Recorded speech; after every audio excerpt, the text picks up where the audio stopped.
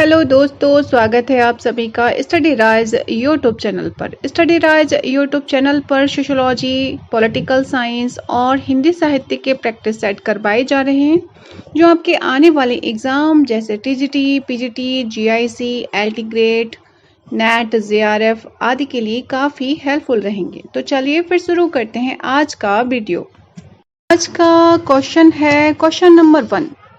Marks के समाज को दो वर्गों में विभाजन का परीक्षण किसने किया और एक तीसरे वर्ग यानी कि मध्य वर्ग को जोड़ दिया? तो ये किसने किया है? हीगल ने, वेबर ने, डेरेनडार्फ ने या फिर कॉलिंस ने? तो मार्क्स के समाज को दो वर्गों में विभाजन का परीक्षण किसने किया और एक तीसरे वर्ग मध्य वर्ग को जोड़ दिया है? वो किसने? डेरेनडार्फ जी ने जोड़ा है। किसने? डेरेनडार्फ जी ने। तो सी ऑप्शन इसमें राइट आंसर होगा।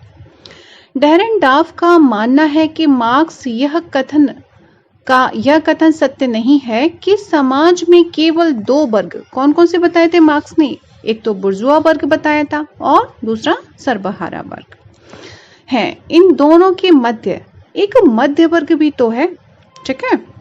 और उनका कहना था कि उद्योग में प्रबंधक का उदय का अर्थ है कि समाज में शक्ति के लिए लंबे समय तक संपत्ति की आवश्यकता नहीं है। इस प्रकार डेरेनडार्फ ने मार्क्स के दो वर्गों का परीक्षण करके तीसरे वर्ग मध्य वर्ग को जोड़ा। तो इसका जो सी ऑप्शन है डेरेनडार्फ, वो राइट आंसर होगा।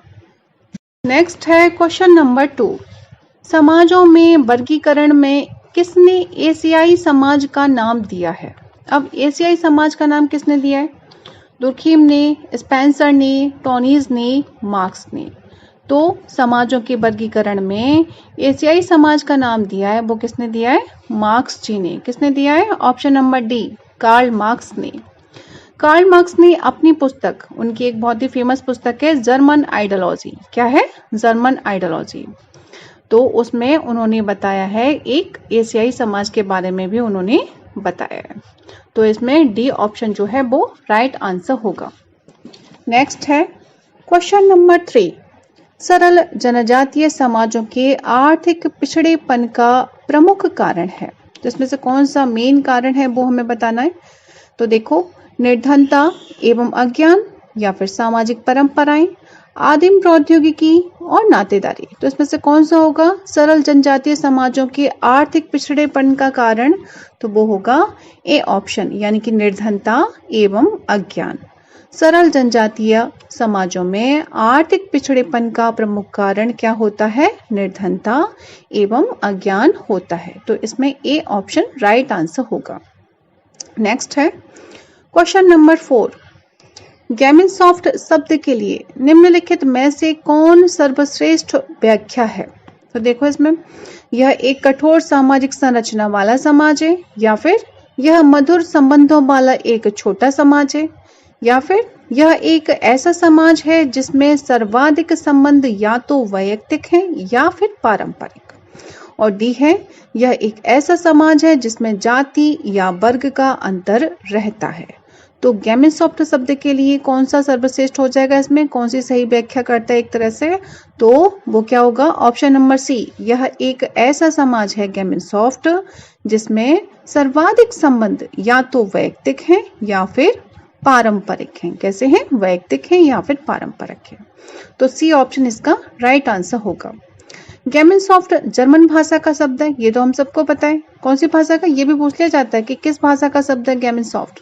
तो वो कौन सी भाषा है? जर्मन भाषा का शब्द है, जिसका प्रयोग समाजशास्त्र में किस रूप में किया गया है? समुदाय के रूप में, गैमिनसॉफ्ट। ठीक है, तो ये दोनों क्वेश्चन बेस में बन जाते हैं, तो ये भी आप लोग लर्न करके रखिएगा। और गैमिनसॉफ्ट पे कौन सा क्वेश्चन बनता है? किसने दिया था ये गैमिनसॉफ्ट?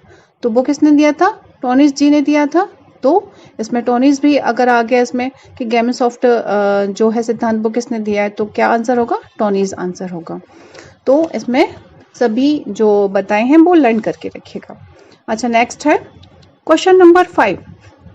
किसके द्वारा समाज सामाजिक संबंधों का जाल है परिभाषित किया गया है? तो ये वाली डेफिनेशन तो बहुत फेमस है, ये सबको ही पता है। तो वो किसकी है? टॉलकट पार्सन्स की, माइल दुर्खीम की, या फिर मैकआवर एवं पेज की, या फिर आर.के. मर्टन जी की। तो सामाजिक जो समाज है वो सामाजिक संबंधों का जाल है, ये कहा है किसने? मैकआवर एवं पेज जी ने। किसने कहा है? मैकआवर एवं पेज जी ने। तो इसमें सी ऑप्शन राइट आंसर होगा। नेक्स्ट है क्वेश्चन नंबर 6, सामाजिक संबंधों के जाल को हम क्या कहते हैं? तो बताओ इसमें से क्या कहते हैं? समुदाय कहा जाएगा, या फिर संस्था, या समाज, या समिति? तो सामाजिक संबंधों के जाल को हम क्या कहते हैं? ऑप्शन नंबर सी, समाज कहते हैं। क्या कहते हैं? समाज कहते हैं। तो सी ऑप्शन इसमें राइट आंसर होगा। नेक्स्ट है क्वेश्चन नंबर 7, किसने कहा है कि समाज सामाजिक संबंधों का जाल है? तो ये तो पता ही है, तो क्या होगा इसका right answer? Option number D, MacIver एवं पेज। समाज सामाजिक संबंधों का जाल है, यह कथन किसका है? मैकआवर एवं पेज जी का है। नेक्स्ट है क्वेश्चन नंबर 8, संघर्ष से पार उतरा हुआ सहयोग ही समाज कहा जाता है।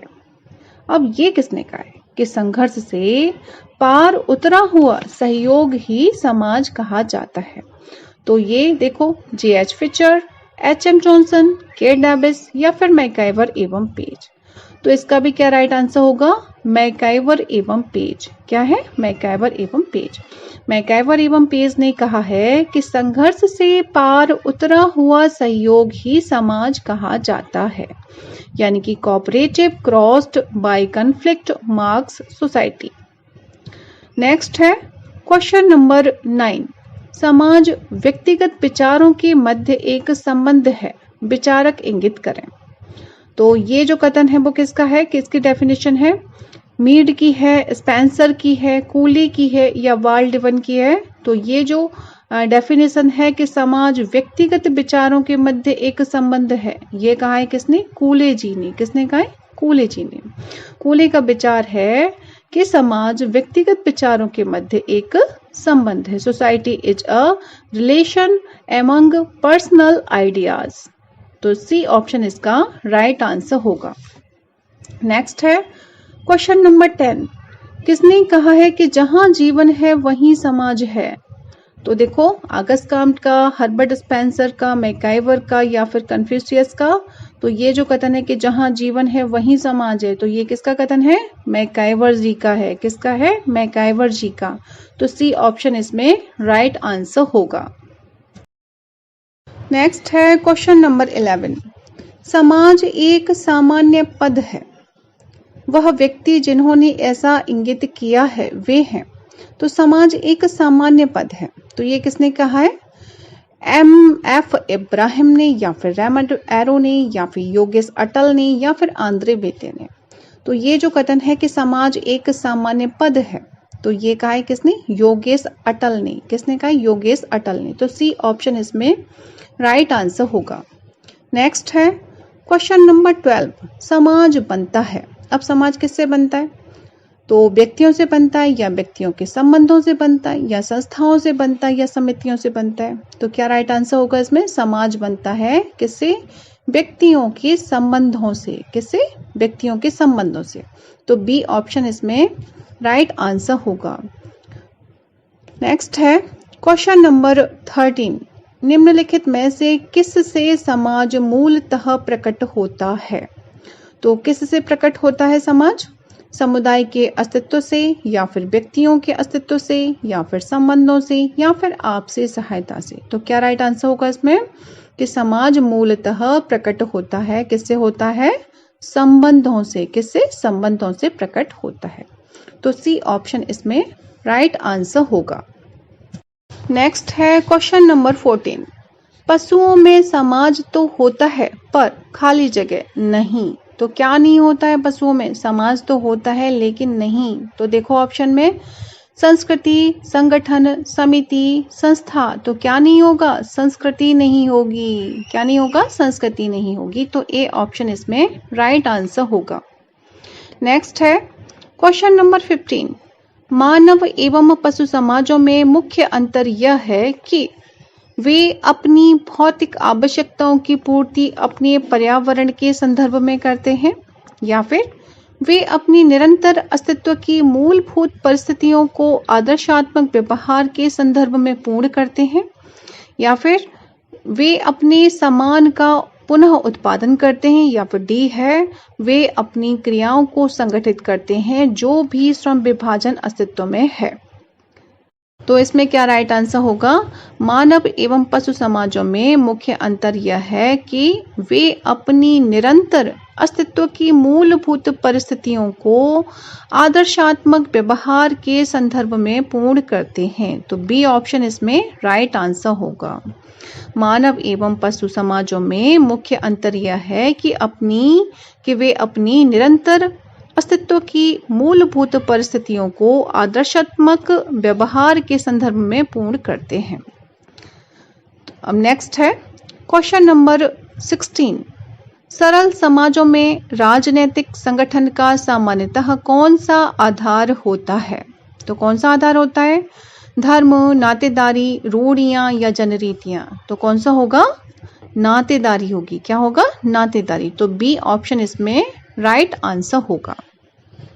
नेक्स्ट है क्वेश्चन नंबर 17। आधुनिक समाज शासित है तो किससे शासित है? अभिशमयों द्वारा, विधि शासन द्वारा, या दैवी शक्ति द्वारा, या फिर भौतिक बल द्वारा? तो आधुनिक जो समाज है वो शासित है किसके द्वारा? विधि शासन द्वारा। किसके द्वारा? विधि शासन द्वारा। तो बी ऑप्शन इसमें राइट आंसर होगा। विधि इट मीन्स कानून। तो कानून के शासन द्वारा ही आधुनिक समाज शासित है। तो बी ऑप्शन राइट आंसर होगा। नेक्स्ट है क्वेश्चन नंबर 18। स्वनिर्देशित समाज, पर निर्देशित समाज तथा परंपरा निर्देशित समाज की अवधारणा किसने दी है? तो ये अवधारणा जो किसने दी है? देखो, डेविड रिजमैन ने, सोबर्ग ने, एलिचिनॉय ने, या फिर हाफहाउस ने। तो ये जो अवधारणा है स्वनिर्देशित समाज, पर निर्देशित समाज तथा परंपरा निर्देशित समाज, तो ये जो दिया है, ये जो अवधारणा दी है तीनों की, ये दी है डेविड रिजमैन ने। किसने दी है? डेविड रिजमैन ने। तो ए ऑप्शन इसमें राइट आंसर होगा। नेक्स्ट है क्वेश्चन नंबर 19।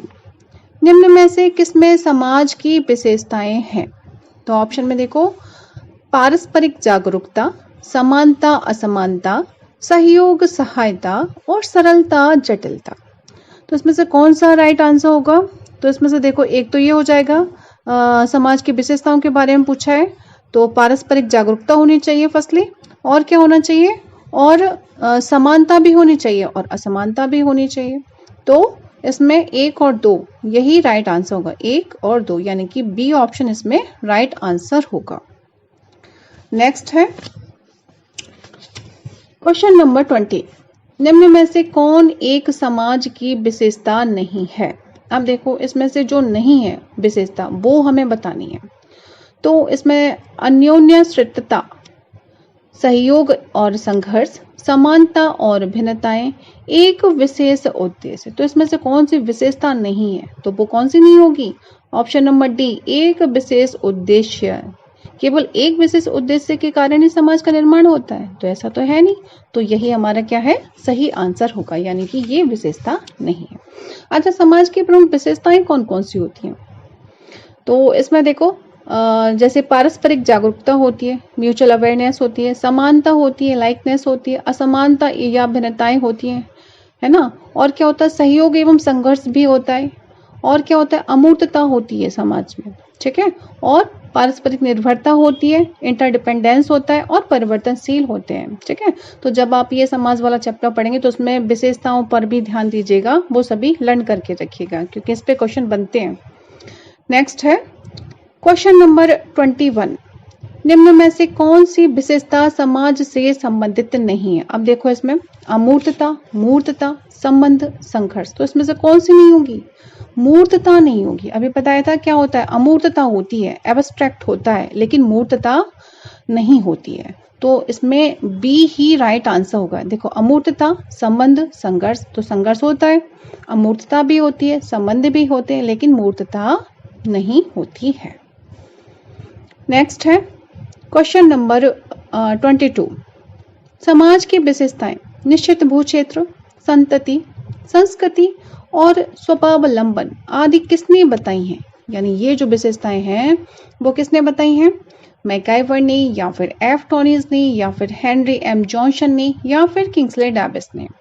तो ये जो विशेषताएं कि निश्चित भूक्षेत्र होना चाहिए, संतति होनी चाहिए, संस्कृति और स्वावलंबन होना चाहिए, तो ये जो बताया वो किसने? हेनरी एम जॉनसन ने बताया है। किसने बताया? हेनरी एम जॉनसन ने। तो सी ऑप्शन इसमें राइट आंसर होगा। हेनरी एवं जॉनसन ने समाज को मूर्त रूप से परिभाषित किया है, पहली बात। और क्या उन्होंने बताया है कि समाज एक ऐसा समूह है जिसमें 4 तत्व पाए जाते हैं। उन्होंने केवल 4 तत्वों को ही माना है।